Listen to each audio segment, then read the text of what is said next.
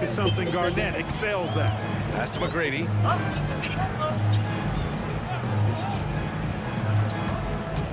Now O'Neal. McGrady to pass to O'Neal. Fast break. Here come the Heat. Here's Harrison. Misses the three. And the Lakers have possession. And the dunk to finish it off. A beauty. KG taking no prisoners and dropping the hammer down. Well, what a nice throwdown by Kevin Garnett. Thanks for that great view, courtesy of the AT&T Connected Cam. And let's put some real perspective on it, Fantastic because the ball majority movement of for the them NFL thinks Things are definitely working offensively. The balanced attack is just so much harder to defend. Because Allen is so much The better halt to in the run. playoffs. And he says right back at you with a big dunk of his own. Oh, my. That's why we had You were telling me Josh Allen is Dude, better he than risked Lamar pulling because he's the lost whole in the thing AFC down to the floor Championship right there. one more time than Boy, that Lamar was a has, great even dunk, though and we Lamar got is a great clearly game better here. in every Now a other timeout aspect. called by Miami. I've never seen a player get praised so much for their playoff success without even a single appearance. Mahomes deserves the glaze because he actually has the championships to back it up. But with Josh Allen, there's always some excuse. Even in a game where in the interview after he said, "I let my guys down, I'm crying," people are still defending Allen, and they're even blaming the refs when the refs didn't make a single bad call at the end of that game. And people saying that he wasn't the reason they lost when he had I don't even want to dislike Allen, but the way you guys plays him makes it impossible for me to like him. This game proved that Josh Allen is the most overrated player in NFL.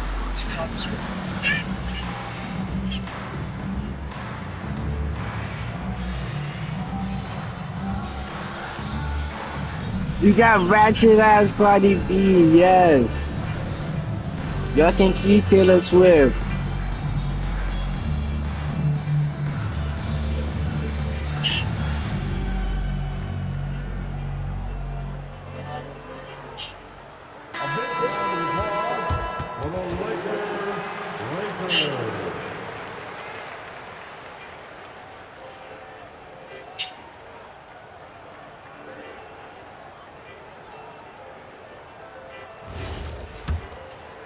Just over 3.5 minutes through the third. Pass to Garnett. And here's James. Over Bryant. And no good, trying to use the glass. Lakers trail by 4. It's Johnson with a drive. Uses the glass on the layup. Johnson's got 16 points now. Calling his own number 9. Magic has been feeling, and he's delivered. Richmond pass to Garnett. Now here's James. First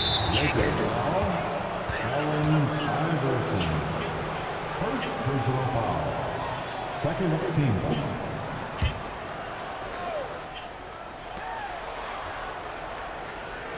Pass to James. 6 to shoot. And he was fouled while in the act of shooting, so he'll take 2 free throws. Hey, you want to try to guard LeBron, good luck. I mean, the king is impossible to stop. Fast, strong, smart, tough, creative, draws lots of fouls. Take a break. Take a break. 2 shots. The police will get Stephon Diggs after he scores a touchdown. And he knocks down the first one. Boy, LeBron just continues to perform at a very high level, which is simply incredible when you consider his age.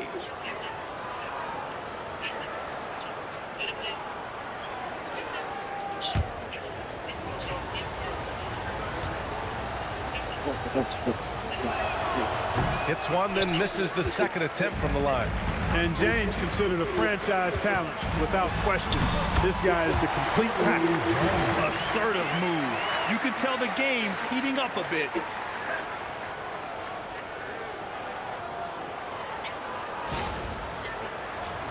Here's James. He's got 13. Pass to Pierce.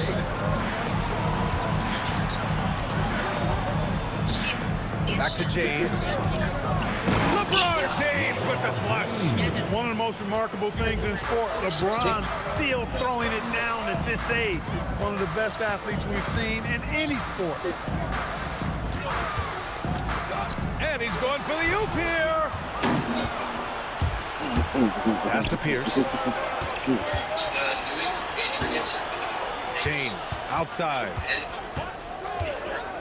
Launches a three. He's got it going on. Now 7 for 10. And a breakdown here, guys. The hustle stats for the Heat.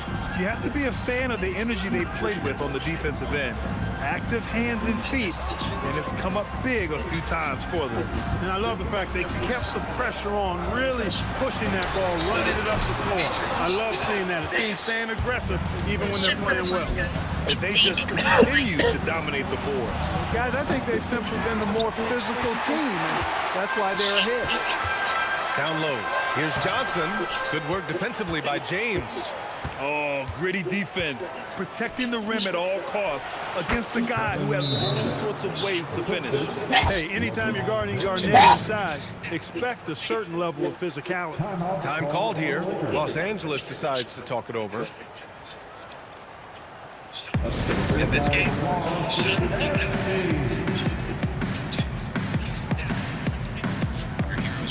and you told did you see this?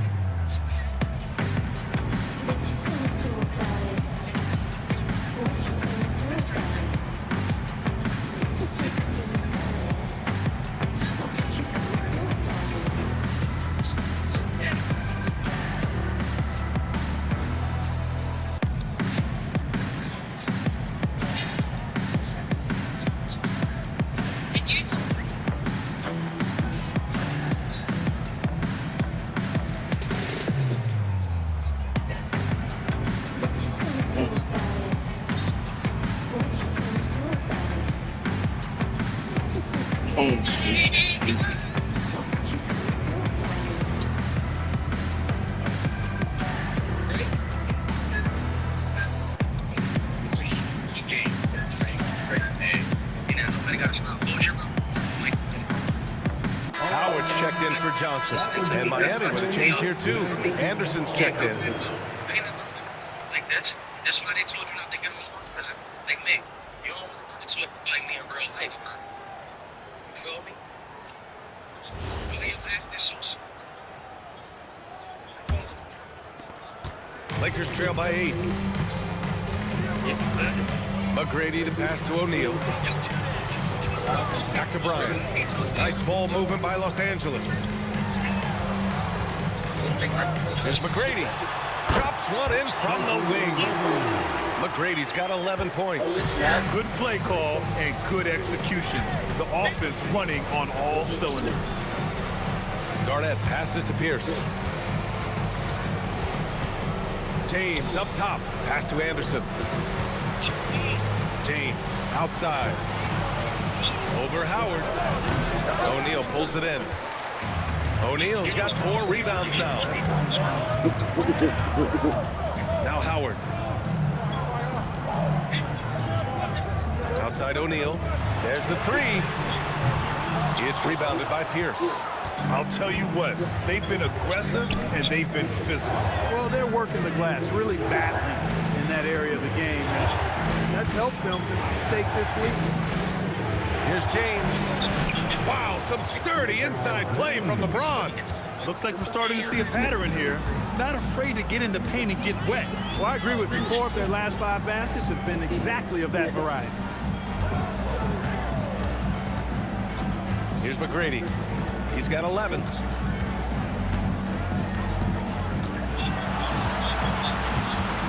Wing shot on the way. Miami grabs the miss. Garnett's got 8 rebounds in the game. Here's Richmond. And he can't extend the lead to double digits. Lakers trail by 8. Here's Iverson. Hasn't gotten one to fall yet. Pass to McGrady from behind the arc. It's good. He's 6 for 12 from the floor. He's taking what he can get here as a 3 in each half. Anderson passes to Richmond. And here's James. Oh, and he got fouled on his way up. He'll head to the line to shoot 2. And this is what the schedule looks like for Miami. On Monday, they go back home and will be hosting the Philadelphia 76ers. Then on Tuesday, they'll defend home court against the Memphis Grizzlies. In that game against the Kings, you'd be hard-pressed to find a more even pairing in the league. That one promises to be a really closely fought battle. First free throw is good.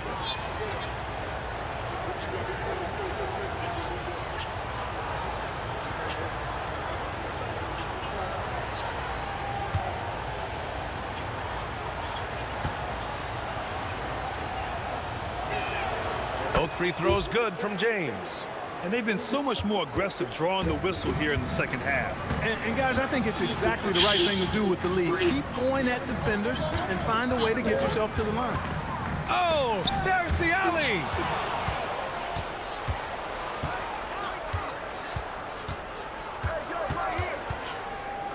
Pass to Anderson. Here we go, one-on-one. Here's McGrady. And here's Howard. Give him 8. Here's Iverson. Just 5 on the clock. Off target with the 3. Good job hitting the glass. They're +8 in rebounding. Pierce, the pass to James. It's rebounded by Los Angeles. O'Neal's got 6 rebounds here tonight. And here's Bryant outside. LeBron with the rebound. James has got 6 rebounds in the game.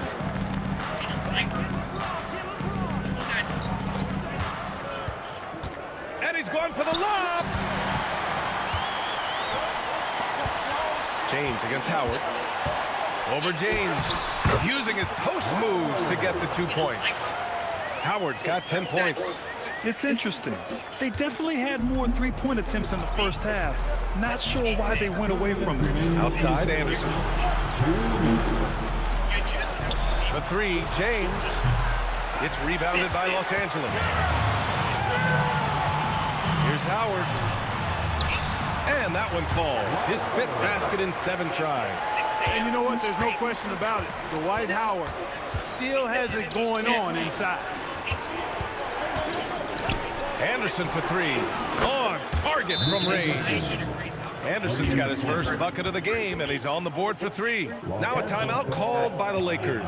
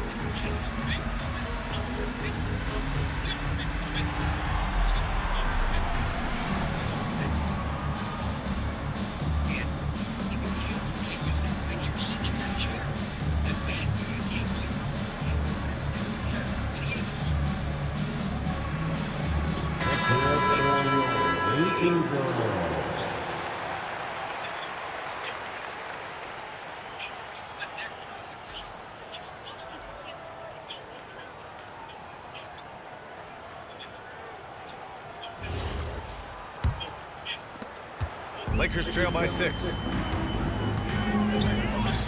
Outside O'Neal.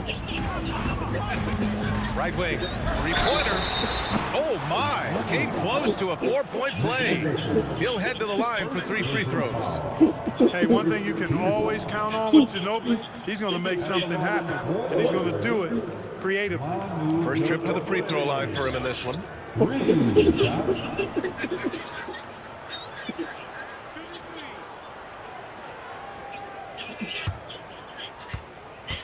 Is a message that any black And he's good on the first of 3. You know, one of the things I love about Ginobili is the flair and flavor that he plays the game with. It's a combination of his passion and his creativity, which make him unique. Hero, he's checked in for O'Neal. And the second free throw is good.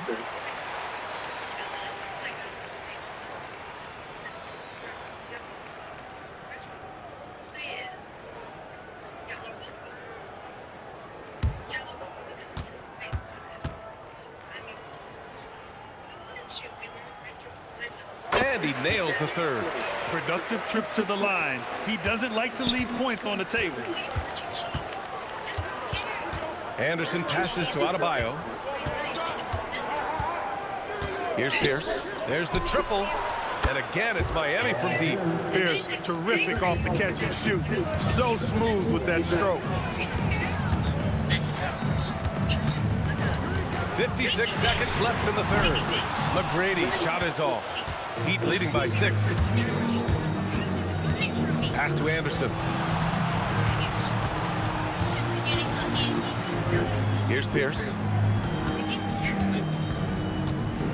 Miami moving it around. Here's Adebayo. Howard grabs the miss. Howard's got 4 rebounds in the game. 24 seconds left in the third quarter. McGrady to pass to Ginobili. Shot clock at 6. To the paint. Love. Oh, great D that time from Adebayo. Here's Chamberlain. Boom! He jabs it straight down. He's just an aggressive finisher there inside. Hey, when you got bounce like that, you feel like you can take on anybody. Fellas, that's exactly why they look to get him the ball around the rim. I mean, it's either a dunk or free throws every time. And so it's LeBron James making things happen for Miami, providing the scoring punch right now, putting up a cool 22. We're coming. All right, let's take a look at our assist of the game presented by State Farm. You know, I'm kind of stoked that this was a choice because I love this pass. A remarkable find. He put his court vision on full display. Yeah, and with the accuracy to go along with that vision. I mean, he put the ball in the absolute perfect spot. That's how you orchestrate. The fourth quarter has arrived. So good to have you with us. Kevin Love out there with Johnson. Then it's Dwight Howard. Then there's Kobe Bryant. And it's Ginobili in at the 1. That's the Laker 5. When he catches the hot hand, good luck trying to slow him down. Plays so under control, can spot up, drive, create for himself. A matchup nightmare. Garnett passes to Anderson. Here's Chamberlain, guarded by Howard. And there's a pick. Here's Harrison. They get it back. It's good on the putback. And the Heat lead by 8. They are just owning the boards right now. And that's been the key to this league. I mean, they've really dominated the glass. Now, here's Howard.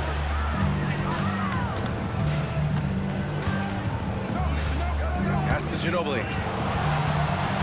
Fires the 3. Rebound Miami.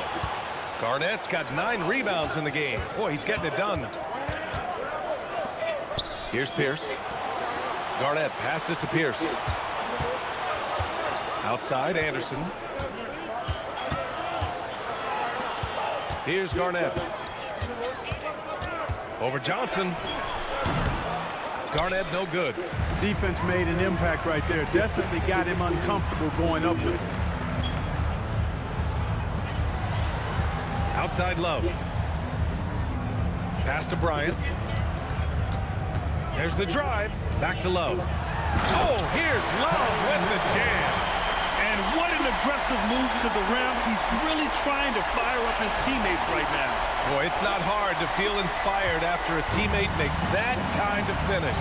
And, you know, when you're looking to close the gap, you need guys who will take it upon themselves to step up, take the initiative and make something happen. Anderson with space, gets an open look and hits it. Even though he hasn't lit up the scoreboard, I like how he's keeping others involved.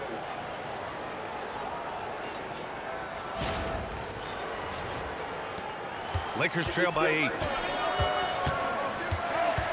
Pass to Howard. Now Bryant. Shoots over Anderson. And the Lakers tack on 2 more. Boy, he's been a different player here in the second half, looking much more comfortable on the offensive end. Here's Pierce.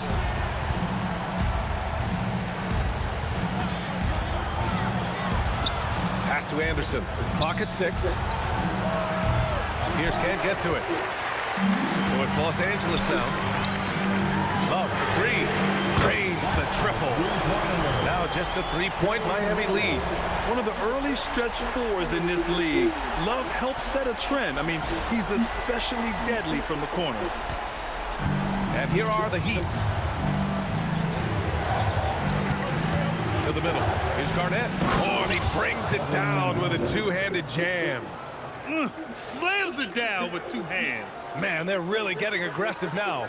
Now's the time to do it. Keep attacking that rim. Here in the 4th quarter, just under 2.5 gone by. Pass to Love. Bryant outside. Outside Johnson. Just 5 to shoot. Bryant outside. He drains it as the shot clock ticks down. Bryant's got 11 in the second half. No fear in this game. Kobe can work inside with the best of them.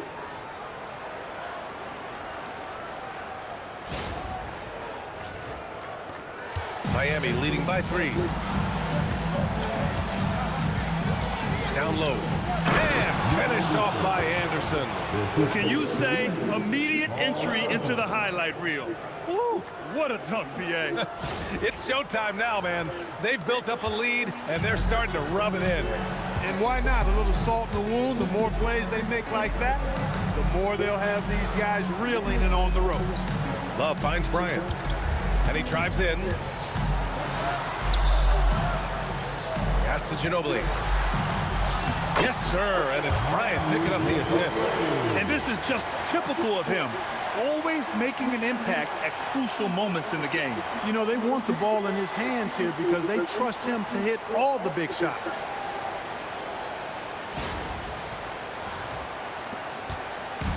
And it's Miami's ball. Anderson passes to Pierce. Over Love.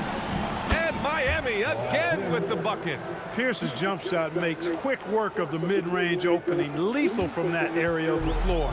Refined and perfected. Now here's Howard. He's covered closely. Bryant, no good. You wonder what the score would be if they weren't controlling the glass. It's clearly been their edge, and in a close game like this, you look for every edge you can find. And looking to shoot as many threes as possible. This kind of confidence, impressive to see. Love the mentality there, I tell you. I know I've never coached, but man, playing to win and being aggressive even with the lead as opposed to being safe and going into prevent offense, I'll take the former all day long. Play to win. Pass to Harrison. They set the screen. Elbow shot.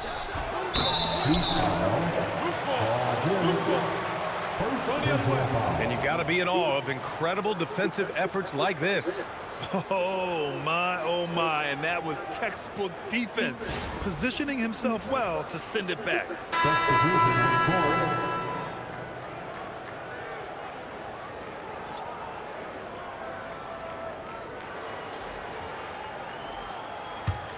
Lakers trail by 8. Here's Iverson.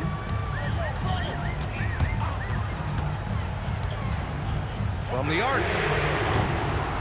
Second shot opportunity. That shot is good by O'Neal. You know, even when you try to box out Shaq, he's still capable of grabbing the board. He's really just a hard, difficult matchup. Here's James. So it'll be 2 free throws. He was fouled in the act of shooting. Finally getting himself to the free throw line. He was sitting back in the first half with no free throws to show for it. Take a break. Take a break. 2 shots.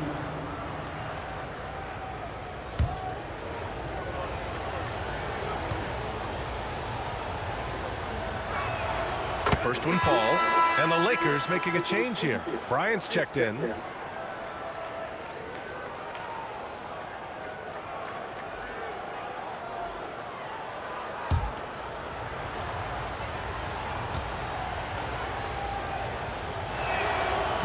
That one's no good.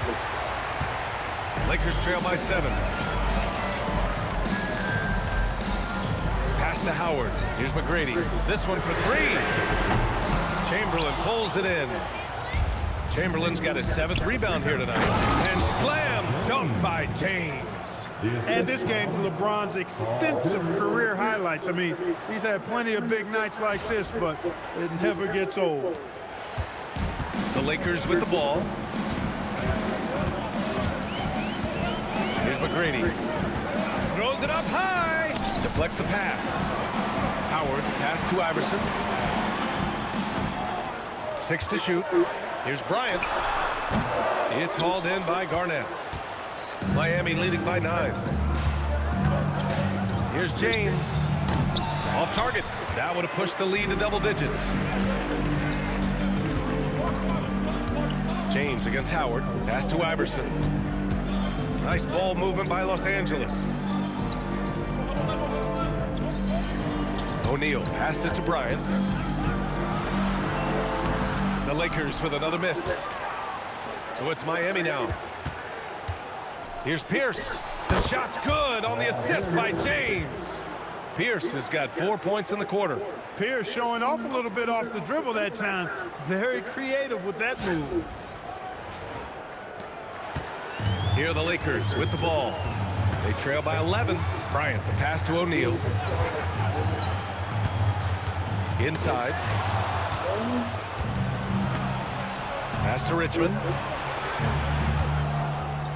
Now, here is James. Here's Garnett. Here's Pierce. And it's Miami with another. They've now had assists on each of their last 3 buckets.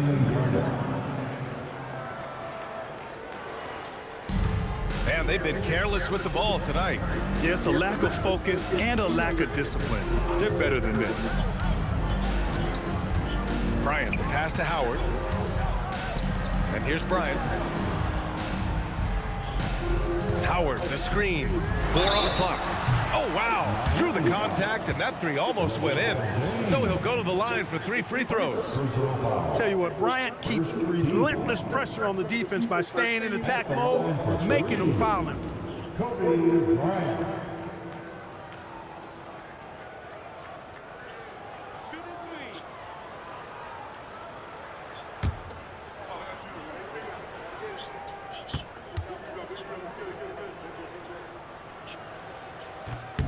Free throw good. Bryant. And they've done well from the free throw line this half. No misses yet. And that efficiency, as you know, so critical when you're looking to overcome a deficit. You've got to be close to perfect and can't waste scoring opportunities. Johnson, he's checked in for Los Angeles. Good on the second one.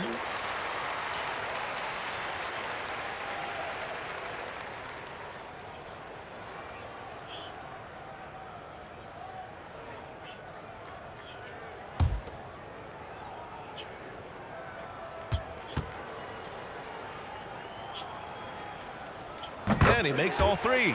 All right, Grant, as someone who played for and managed the U.S. men's national team, give us your all-time starting 5. And, you know, I think I'll go with 2 of the program's all-time leading scorers, Kevin Durant and Carmelo Anthony. And finally, you have to have Kobe Bryant because of just how he reset the culture in 2008. Lakers trail by 13. Here's McGrady. Ooh, the shot misses. Beyond the arc. Ooh, the shot is off. They get this rebound, but they haven't been able to keep up on the boards.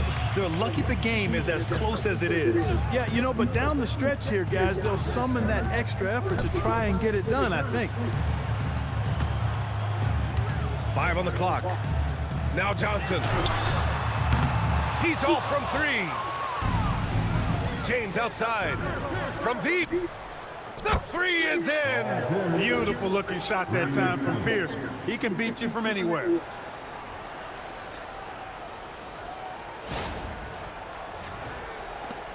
Lakers trail by 16. Bryant outside.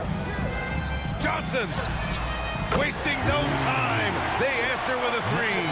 Man, this is just fun. These teams are trading threes back and forth. Nothing like answering back. One team gets three, you fire three of your own. Boom. Time running out for the Lakers.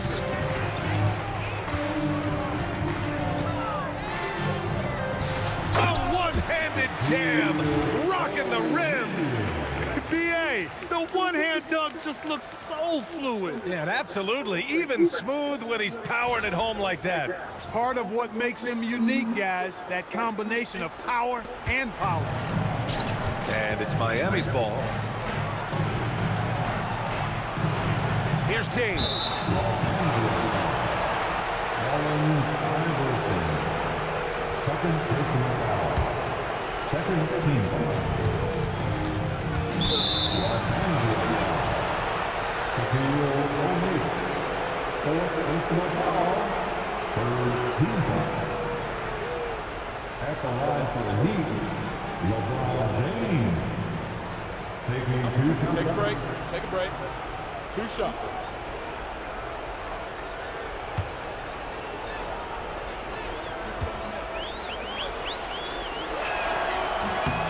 And he drops the first.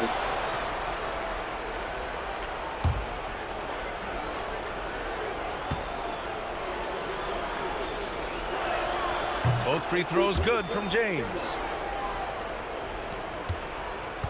Lakers trail by 13. Right side O'Neal. From downtown. Cash from downtown. Look, when you play as a team, good things tend to happen for you.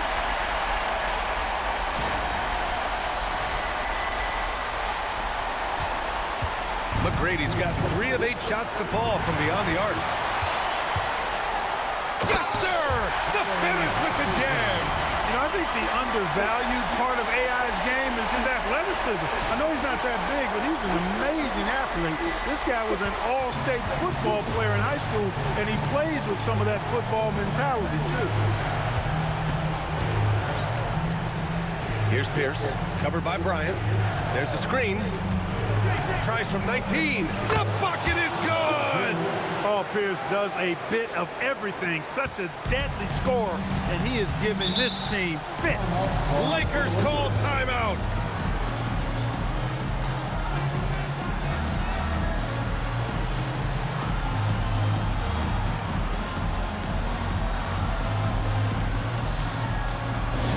Please welcome to the floor, the Lakers high squad, let them hear you. Please welcome to the floor, the Lakers high squad, let them hear you.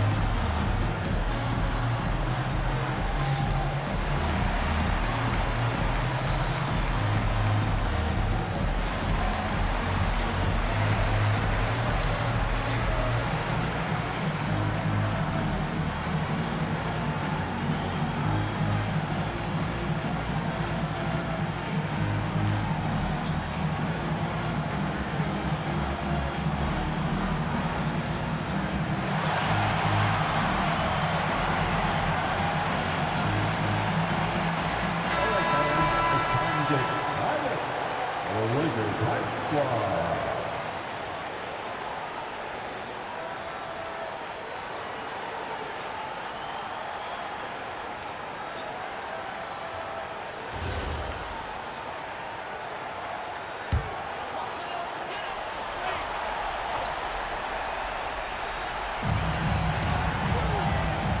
Feet out. James rips down the board. So it's Miami now. Here's Pierce. Here's James. They set a pick. 5 to shoot. Drives to the hoop. No good from 3. And not much left to play for at this point. Hey, you give it your all and let the chips fall where they may. Just wasn't their night.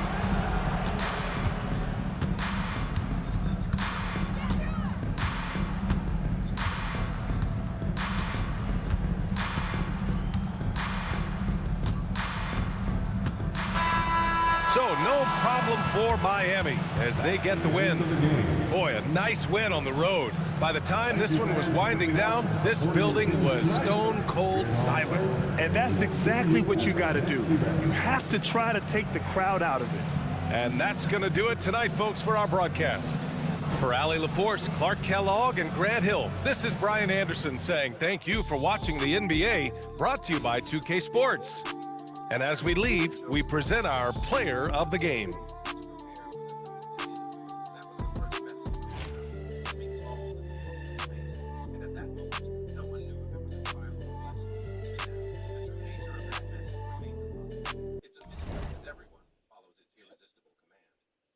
Strives to reach the top of the tower, a feat no one has ever achieved. They come from different dimensions like Earth, Muslim, and beyond. Those arriving from these various worlds carry their own unique missions, continuing to climb the tower day after day. But reality is harsh, as the scene ends in a gruesome massacre, with the bodies of Subaru's teammates scattered all around him. While he stands alone in a pool of blood, amidst his heavy breathing, Subaru looks around after defeating Hedera the Red Dragon. In his heart, he blames his teammates for not running away like he ordered, regretting that they didn't listen to him. He sits exhausted before the corpse of the monster that was thought to be unbeatable, and they had finally succeeded in taking it down. But the victory tastes bitter as he sees his teammates' bodies strewn about. Heartbroken, he calls them idiots because he hadn't given them permission to die yet. System alerts pop up, warning of a poison status that prevents natural recovery and indicating his fatigue level has hit critical. While Subaru thinks about the fallout if he could return, the system issues a grim warning: death is inevitable once fatigue reaches 100%. A look of rage and determination flares in his eyes. At that moment, Kazuki coldly approaches him, praising Subaru as the Lightning Lord, leaving Subaru stunned as he asks him why he would commit such a betrayal. Subaru screams in anger, demanding a straight answer from Kazuki. So Kazuki steps closer, explaining he's been chasing this day for 15 years, claiming Subaru is the one who should understand that best. Kazuki leans in close. He points out with a sinister grin that this was the only way he could ever take Subaru down. He dirtily admits that he intentionally drew Subaru's attention and used his teammates from the Blue Acer Guild to distract him. Otherwise, they would have been obstacles in his path. Kazuki screams with pent-up malice, unloading all the mental torment Subaru had driven him crazy with, declaring he chose the world over his friends. He steps back, claiming with fake sorrow that the end is here, and there is no escaping this outcome. Then Kazuki pulls out the Archangel's pouch, taunting that he no longer needs to return it, as they had agreed, and confirms with glee that the Blue Acer Guild will be completely wiped out, along with the death of its leader. As he walks away, he coldly tells Subaru not to be salty, because he'll still be a hero in the history books, though he won't be able to check for himself. Subaru responds with a bloody, sarcastic smirk, pointing out that Kazuki only hears what he wants to hear, until the very last second. And even though he's fully aware that his life is beyond saving, at this point, Subaru refuses to just roll over and die like a coward, and decides to resist, activating his remaining skills. Kazuki is stunned and turns around, screaming at the absolute absurdity of what he's seeing, as Subaru stands up once more, clutching the Aeolus fan, legendary item that summons violent winds. Subaru snaps the fan open forcefully, announcing it still has charges left, and refuses to give Kazuki any answers. His glowing eyes show his fierce resolve to use the final 4 uses of the fan to flip the script. Subaru thinks of the 4 survivors left from his guild, standing at the rear and using the power of the wind to blast them far away from the battlefield, with massive force to save them, shouting for them to save their own lives. Kazuki sees through the plan, so he frantically screams to his soldiers to hunt them down immediately, and not let a single one of them escape. While the Muzum warriors move to carry out the order, Subaru stands like an impenetrable dam in front of them, summoning an orb of lightning in his hand, forcing them to stay and face him. Fatigue gauge climbs to 95s, and the sky begins to roar with thunder, signaling time. The Lightning Lord's skills are no longer held back, as a massive pillar of gold lightning strikes down, turning the arena into an electric hell. Kazuki watches him with intense pressure and a forced smirk, labeling him a stubborn jerk who won't just quit. With fatigue hitting a critical 96, Subaru charges forward with his weapon, wondering, shrouded in a terrifying aura, just what rewards Kazuki must have promised these soldiers to make them face off against a savage monster like him. Subaru stands before the enemy horde. He warns them that the price for this raid will be their very lives. With glowing eyes and a battered body, he declares with absolute severity that from this point forward, no one leaves this battlefield without his permission. The soldiers realize that this has become a do-or-die situation, so they charge him with their weapons, screaming that they have no choice left but to fight for their lives. Subaru parries their attacks with elite precision, using his spear to block the blades aimed at him, telling himself that these opponents, they aren't the type who would lose to him under normal circumstances. But his real concern lies in the possibility of Kazuki intervening, as that would completely flip the script of the battle. While fighting, he feels a bit more relieved, because his teammates have moved to a distance far enough away, but the bigger danger is his fatigue level hitting 97%. Subaru realizes that he can't drag this fight out any longer, as he blocks another soldier's attack.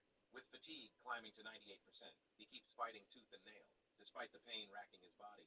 Suddenly, he takes a heavy blow that sends him reeling, giving the soldiers a window to lunge and rain swords down on him from all directions. Blood sprays everywhere amidst the soldiers' roars. The soldiers cheer in pure ecstasy, believing they've pulled off the impossible and finally taken down Subaru Nazukiyami. But to their utter shock, Subaru's voice rings out, asking them who they think they just killed, while Subaru's eyes flare up with brilliant golden energy. Thunderous energy explodes violently from his body. He shocks the surrounding soldiers and tosses them into the air like ragdolls. The attackers' bodies drop all around him, and he sinks down from sheer exhaustion. The remaining soldiers recoil in terror, whispering that this man is a straight-up monster who's fallen but refuses to die.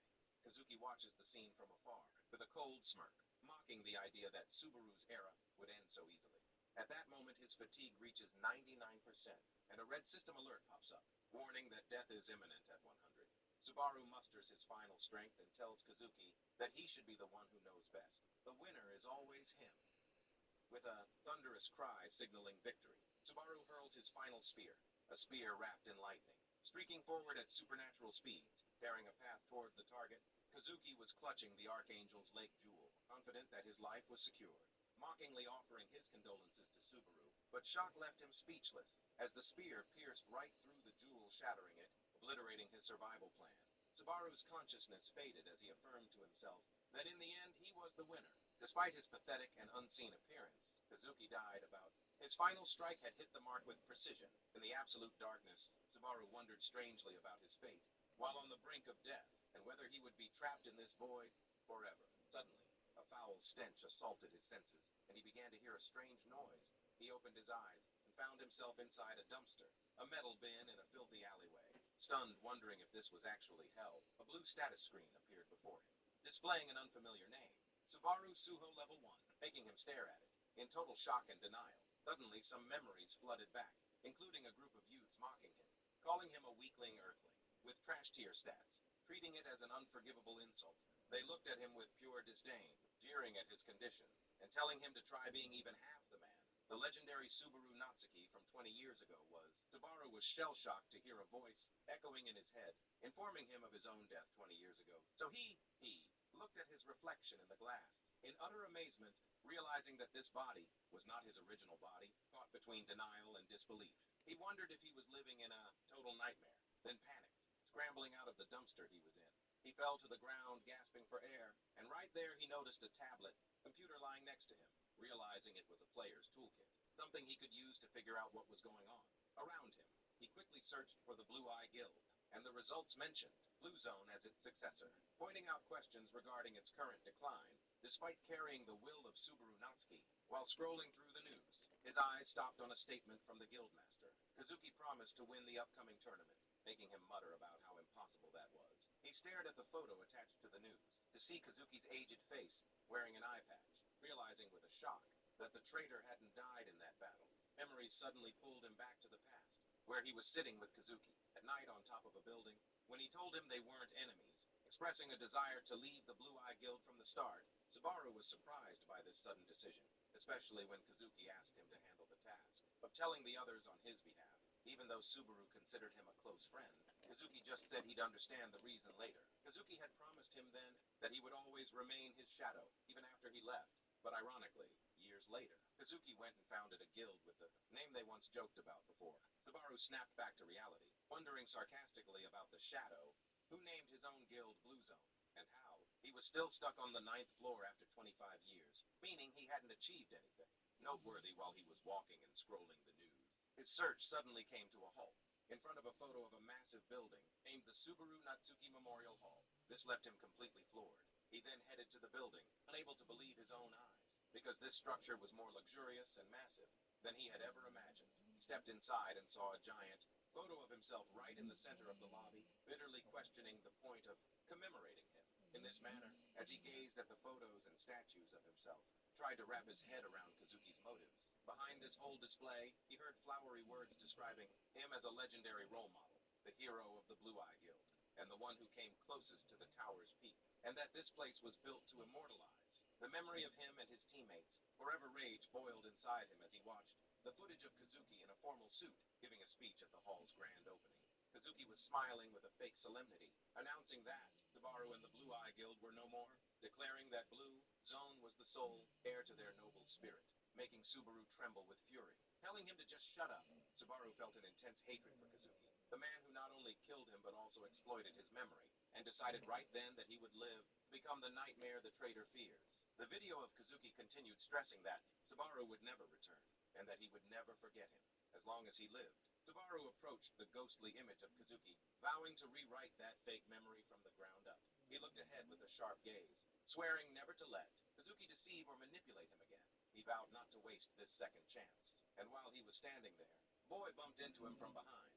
The boy fell to the ground, so Subaru quickly helped him up and asked if he was okay. But when the boy looked up, Subaru froze right where he stood because he saw his old mask covering the child's face. Just then, the boy's parents ran over to check on their son Minato, while Subaru reassured them it was just a minor bump. Subaru was stunned as he realized the family in front of him, and actually the entire crowd, were all wearing masks, exactly like his old one. This left him speechless with shock. He wiped his face in disbelief as he looked around, unable to believe the bizarre rituals his eyes were witnessing. Everyone without exception either wore a mask or held one with reverence, as if attending a sacred event. At that moment, Subaru recalled Kazuki's sarcastic words, when he told him that even if he died, he would still be an immortal hero in history.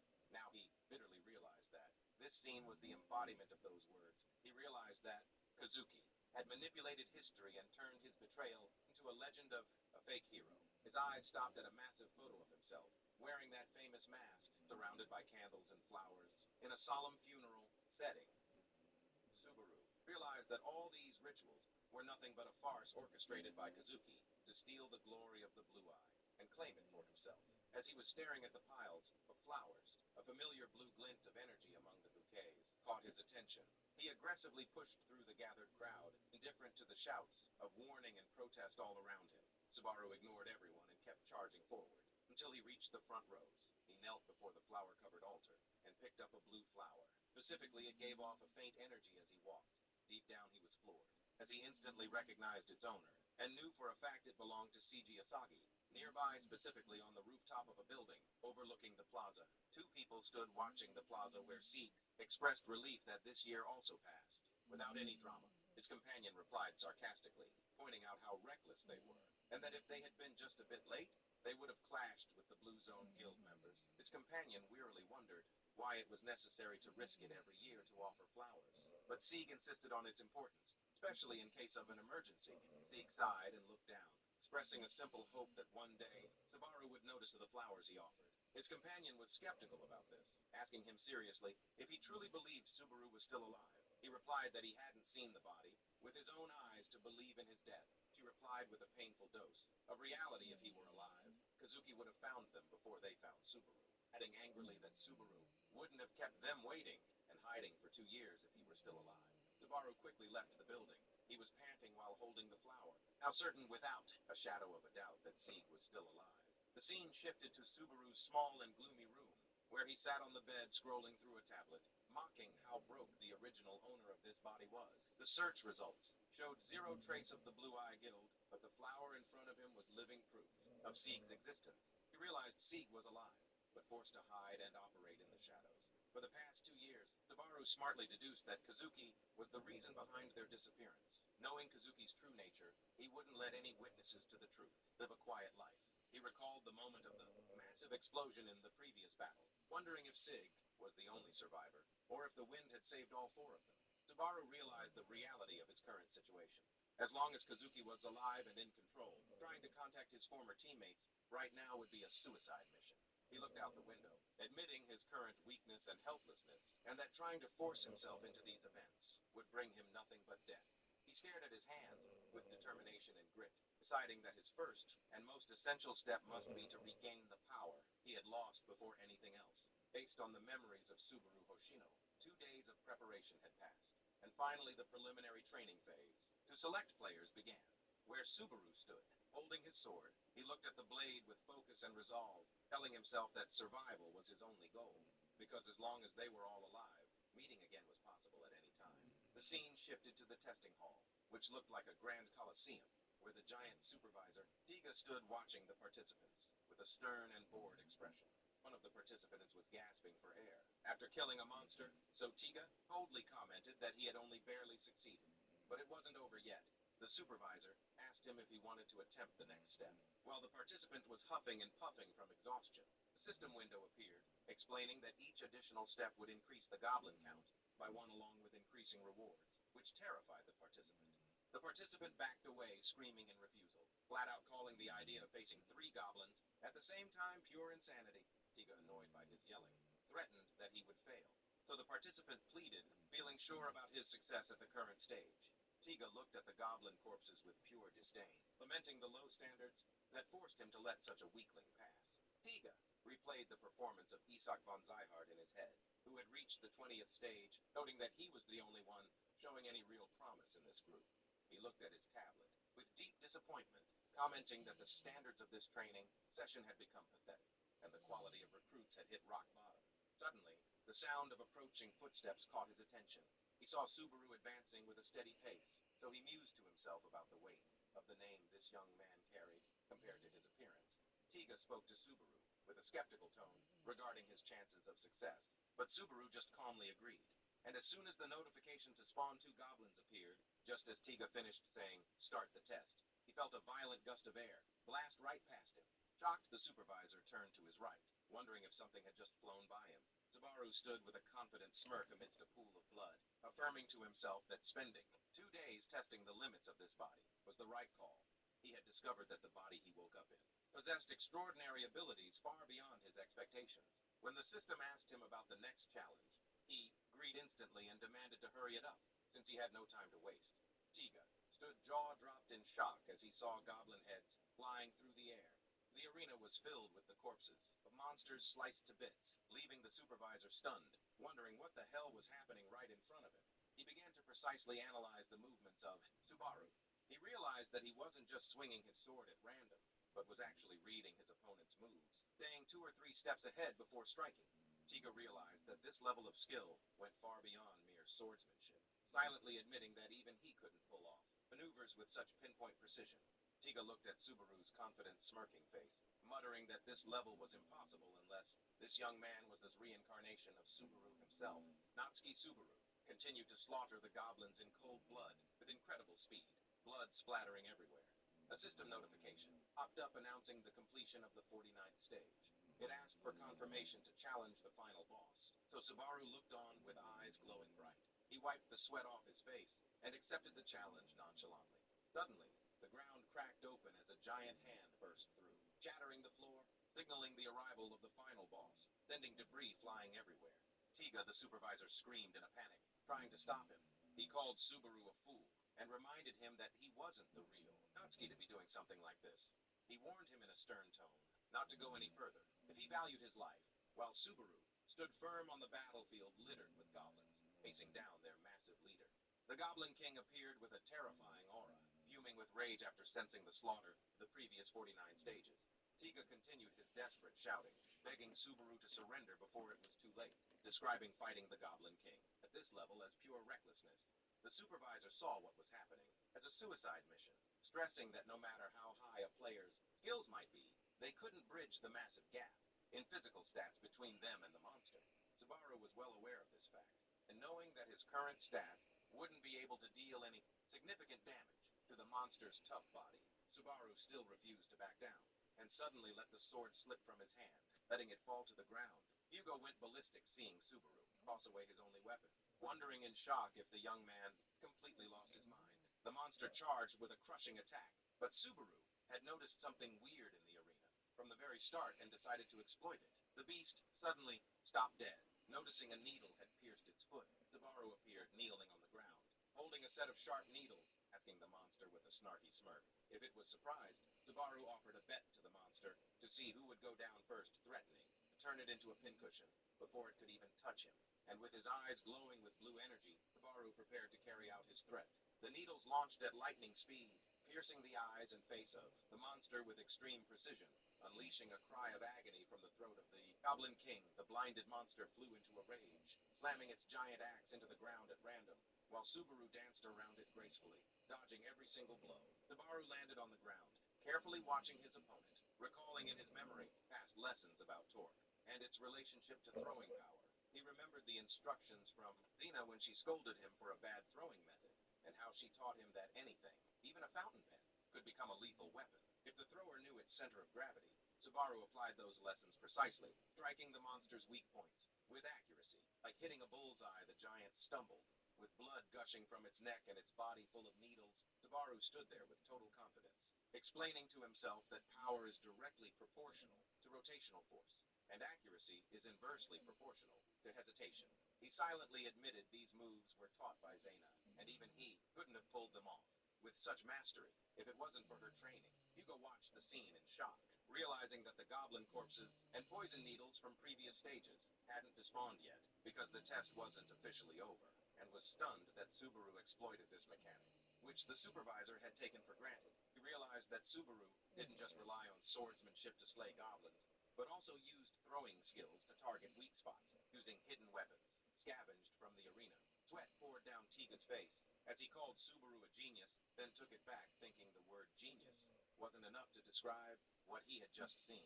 As the Goblin King gasped for its last breath, its massive body finally collapsed, with a heavy thud signaling the end of the fight. While Subaru calmly walked over to pick up his sword, Subaru stood before the lifeless corpse of the Goblin King, stating coolly that he had no beef with it, and proceeded to finish it off. A system notification popped up, announcing the boss's defeat, and clearing for the first time the 50th floor of the tutorial program. Subaru wiped the sweat from his brow, complaining about the cruelty of putting a monster of this level into a training stage, even though it was just a tutorial. Suddenly, rapid-fire notifications appeared, announcing that he had leveled up and received credits and achievements. And most importantly, the tutorial shop has been opened, a place that can only be used during this stage. Subaru was floored to see he had 2 425 achievement points, a massive amount that he had never seen before, even in his past life. He started browsing the shop, noticing that prices for common tools fluctuate around 5 to 200 points, meaning he had a huge surplus of points. The demonic sword caught his eye, a rare weapon priced at 1,000 points. It consumes the user's health and soul to boost its slashing power.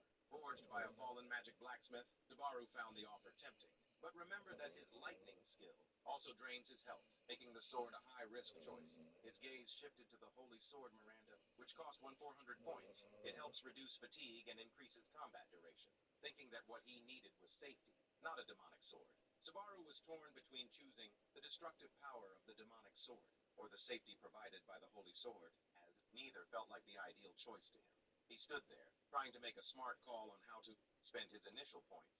Scrolling down the list, he realized he could still keep scrolling, stopping at an F-rank skill called Greedy Wedge, priced at 400 points, and its effect was to nullify the side effects of skills and tools used by the user.